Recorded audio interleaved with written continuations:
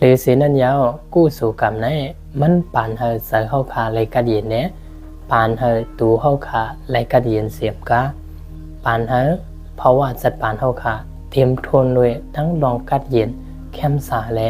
เตรียมทนด้วยลองคู่ของปีเซอุสายรณะเกี่ยวแสงตีกว่าอันห้องว่า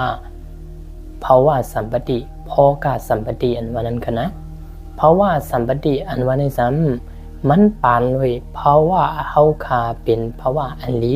มันซึ่งหนังเพราะว่าโกนเพราะว่าผีเพราะว่าสังตีกว่าอันเฮาคาเต็มทนเลยลองซื้อไหนเนี่ยมันเป็นพรดีกู้สู่นั้นมาปานแน่เนี่ยสั่งห้องว่าเพราะว่าสัมปติกำเนิดสั่งว่าเฮาคาเป็นโกนมาอันนั้นก็เป็นผีมาเป็นสังมาเนี่ยเพราะเฮาคาเป็นโกนมาซ้ำเนี่ยเป็นโกนเตียนมีคู่ของเงินคำเนี่ยเกิดเป็นลูกเสถียรลูกเจ้าลูกขุนเกิดมาเป็นก้อนมีหยานดีเปิ้นละสังเปิ้นสอนสังก็หู้ไหลง่ายๆหลุมๆลักๆเหลี่ยมๆซะนั่นเนี่ยมันเป็นพรดีผู้สูอันเฮาขาดละเฮ็ดไว้นั่นแน่เนี่ยสังว่าพอกะสัมปติแน่นัง